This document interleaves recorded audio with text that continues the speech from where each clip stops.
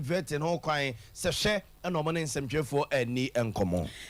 no ni monyamfo kwabena eje Japan ko pie vetting committee no enim na de course bia no beti bi e wakase so odonfo ya dumu antete abato so perfect nsemtwefo pronso eche se ya wada ebe chine ya wo na honorable James Jachikwesi in case ya na ko senkedno akọt tena so a omo antimi antena so no ya wada ebe na asem no omo ebe koso wo sai onimonyamfo James Jachikwesi e wo mrahye bedwafi na national food suppliers omo supply nuane de ma buffer stock omo ashase a womo ekeka womo ho ade a womo so womo sika kam no mo ntepani bia nka na mpese womo akire mo brek potia sika na eba yebekọ akopie mu so ewa tifido mantem nkrofo be susu so mo no mo chi abrewa akua dente eburu no kunu no court edo matemu abetudwa abusia weni afofro pi ni akekese ne ne se kase ababia wo bia na no peye ba ne de ababe sommo me de edi na ya obo amale bia boga no pe mene akua bo achewa sempa itia ya shase de afri oso no ko mpipia majuku na tena ye na honorable osebonsu abo a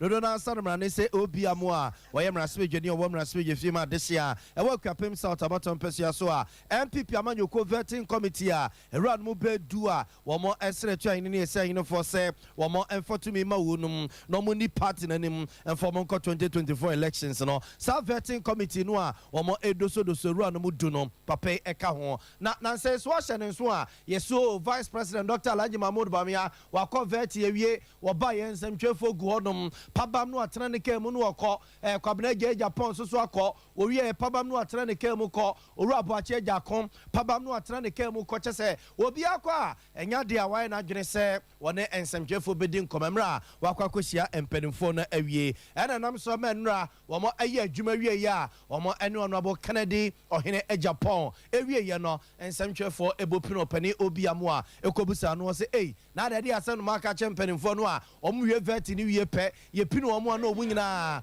omu dwane kire omo ka mu ekwe adamo na ma hye wonum se ni kwan so omu wie a omo ne nsemtwefo edi nkoma na ena onobu obi amo a eya no se no kra bi anim omo nka bibia nkire wo bia empenimfo na bia wo wie veti no na wabre enu nti na wo se okontinye se bia omo vetting committee no a nipa du no a omo pe president edie e won pipi amanyoku no dim na se wo ma hye wo mu chenchen se ene kwa so omo ne nsemtwefo edi nkomo America said, Libya was Libya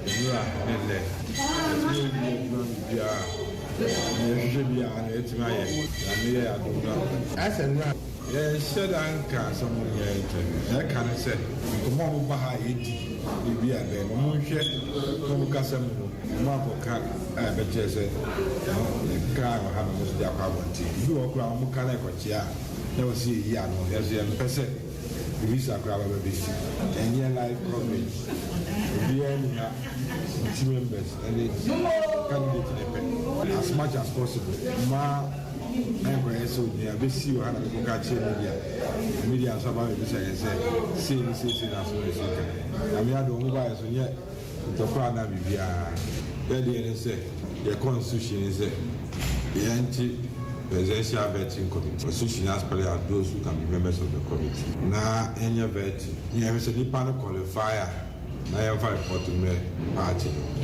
party into our process. As for fairness, we are not in charge of the party.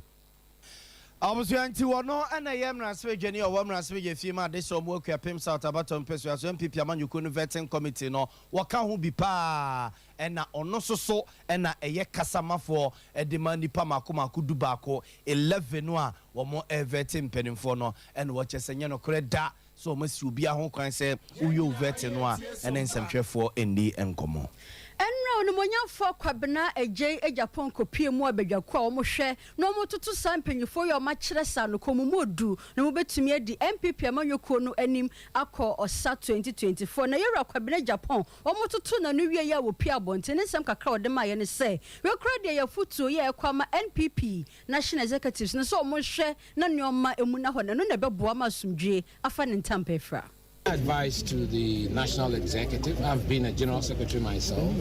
When you have an even-handed process and it produces a leader, it facilitates unity amongst us. And I think that as a political party, MPP, we have the numbers. If we are a cohesive unit, we are united, and we have a decent, fair process, then the chances that we can really win in 2024 gets enhanced. So that's what I would like to say. At the moment, said that what is important is our delegates know that they have their birthright. They know they are voting for generations unborn. So it is time for them to vote values, principles, dedication and sacrifice. These are the new tenets that should be the backbone and the foundation of politics in Ghana, not monetization. Okay, so we need to ensure, to instill substance to our politics. We need to instill goodwill. We need public-spirited individuals who are prepared to die for our country, not to go in there for individual aggrandizement. That's not what I stand for. Onimonyamfo kwabena eje ejapo mututu na nuwe yi ane sam kakra one ye che na busua eni okoti ya demo komra sebeje fie mu na edom kuma wo mra sebeje fie mu de atodwa se MPP amanyoko ne MPP aban yo madwene se wo mo ebetata NDC mra sebeje fo na de a wo msoso mo kama mampani na nado danko akufo ne MPP fo ne nyina ate ase se NDC mra sebeje ni bia aban be na adwene se odene kwa akogina koto no akwa akotete no wakwa akọ haha no na ohunahuna ne bia no wo mo NDC mraspeja fo nyina sada no a wo be kokot no sa NDC mraspeja ne be kokot no nyade a wo nyina be si parliament wo mpo dem pese wo mo aba beboa madwuma ye etimi akonkan sese se wo sese a NDC mraspeja fo miensa na MPP abande wo gina koto Honorable Collins Dauda, Honorable Kesel Atoforsen and Honorable James Jechikwesin wo mo ejina koto dendende a ne nyina nema bia abane fi so mo ye ya anse amfata na moa amo my Ghana ne yamantimi ankonkan eno na elembele mrase dwanin Honorable Emmanuel Amoa Kofi Bua ene edidom na nimeye and this mrase dwafo nim ene nsantwefo din ko ba wo che se ya na be koso dia ene omususu parliament no wo mo ensiwo I'm a young man who said, to me, Papa, no, I will Ghana for a dear Yenia, Quincy, Niama Wako True, a dear Aquasina, and the Yenia Jessica until said, you're standing order 14-1. Obey your best when you know, no, Yen, the Union so one to Rebia. Naya Danyamia say, I send up before I'm an Edikunim, na ye minority, I can say. Adia yadia ye ni akwesi no anka ban a otie nkofo ne no anka enne obewu se sabio nkofo na kasa na enne ya yesu ani yi no na omo se onko court e che sa ban we nya no hu bia mene mu kasa ye ni Collins Dada charges a na ye de gudu so a se ohwa mre bia ni ya kasa ye leader obebe adwuma obeko amagana no na ye friend court ya sami ni nyina ne say abana bonitumi so obaha minority kokose ne be ya yentumi mfokoso nye Ghana fu adwuma tie Sompa Abusuanti we amrasebe dwani owo amrasebe fiema desi owo lembela baton pesia so na yetene nka no Honorable Emmanuel Amakofi Bua na ochechi nsemo de che ne no achire na hima owo asimbreku a enra ne MP na ye gina tumrasebe fiem ode ne mo nyama eba beta achire na entiama esoso esrema mpani akufo se ne dehye Honorable James Jechikwesin oyam rasebe gani owo rasebe fima dehye e wa asimbreku asin no for baton pesia so no ni case ne be ya kama mpani na nadodan akufo no mfa ne hunyim na nkatene general enyemu na omususu omo huntimi ntowo no kakra ela de me kasa empa asino ye shemu the yesre omampani ene atomic general ne say sesiano yeyi ru akwesi sa onu na emedi ye kan emeye MP maye yesre omampani ne atomic general say sa ensemu ya atwamu eyi ekoso nyina no yesre omampani se oma ni entwam Abusuanti we eye nana hema wo free assembly kuko parliament enra nana eye entiama ene yete ne nka no a wosre mampani se ombasre no ada bebi a case na kwa akoduru bia no onfa no hunyim no ne Anthony General Atomy General kasa na omo enya case nim na asumdwe emra ewo asen ene ne mpotam abusua we eyom nsem a omde to mampani akufu ado anim Mrasha bedwa fie ho na enra Speaker of Parliament Sumana Kingsford Babin Eboye eso no monyamfo James Jachi Kwesi beka omo ho ewo mrahye bedwefie na said amamre no etie no abato hweso ko electoral commission nkuntabu o maye di adanse se anokwa by election de hwehwe so ewo ase north no eyo no monyamfo James Jachi Kwesi ne piemu se nkunimdifo no Speaker of Parliament ekinkan ye submission of writ of election for the Asin North parliamentary by-election held on 27 June 2023. I bring you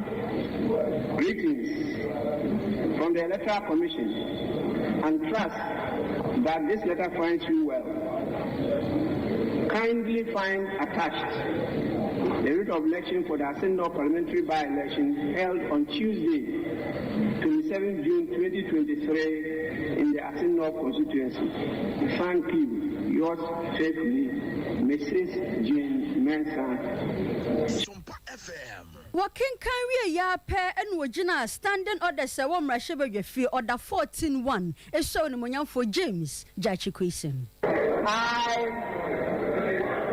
I, James Jachi Kwesi, having been elected a member of parliament, do in the name of the Almighty God swear. Do in the name of the Almighty God swear. That I will bear true faith and allegiance. That I will bear true faith and allegiance to the Republic of Ghana. To the Republic of Ghana. As by law established. As by law established. That I will uphold. That I will uphold. Preserve. Protect. And defend the Constitution of the Republic of Ghana. And defend the Constitution of the Republic of Ghana. And that I will faithfully and conscientiously discharge the duties of a member of Parliament. Mrahye bedwefie ho na Dr. Kesiel Atofo na wakoye dom kuma no ba no dani ma ne mu so no kire se wokopie mu e wase north ho no ma se de na MPP fo eche sika ne dia no kwa na ye ni wo ankasa na no si ya pe na dom Kesiel no so ba no dani onimonyafo oseche mensa bonso so kasa ye na wadi to dwa se hwe NDC fo kotokuro ni na no mu chebi. If you're talking about corrupting the process, liability also can be expressed. Be truthful to yourself and your conscience. We welcome our colleague. He entered this house, rightly or wrongly, but he cultivated friends whilst he stayed here last year. The Speaker, I'm not sure that anybody can say that Jachi Kwesi is an enemy to him. We may disagree on a few things, but I believe that across the political debate, they made so many friends. Mr. Speaker, I believe the NDC want to believe that what victory that our colleague has chalked, and indeed we must congratulate him, the NDC want to believe that this is a peak victory. Wey dom Kesiel no ba no dani owo mrahye bedwefie onimonyamfo oseche mensa bonsu abusuya Asin North mrahye bedwani no abo James Jachi Kwesi na nra na mrahye bedwani ya mamre ne amane amane so ya no magina tum se mrahye bedwani ya wato aba foforo krama no e wa Asin North abato mpesu aso no na sabre kro no a na e wo se okokot so na ne criminal case ya attorney general de abono se wani no krama Ghana man ya se wo ye Ghana ni sa so ye Canada ni obo father de fa sa Ghana amamra constitution amamra ne nchiama no etia etisa ntansa atene general ne abadi abono no na ko se nkenra okokot ne nso na lawyer for the srekese ekoto court ne nim se enra dua no a eno no so ye gina tum semra se dwani wo mra se gefie mo nto no wontimi ema hansa nko ha eno nti court no agitumu a odonfo ya domo ekene ya wo na case no wo mo ebekoso lawyer Abraham Maliba ekana lawyer for hom na ne nsemo de tu ye nim kakra ni. So we are going to argue the motion out. Don't forget that today will have been the arguments, but this has been adjourned to the sieve. We intend to put in a strong case. We are not afraid of the trial. What we don't want is for the state to use its might to re-rule the process so that our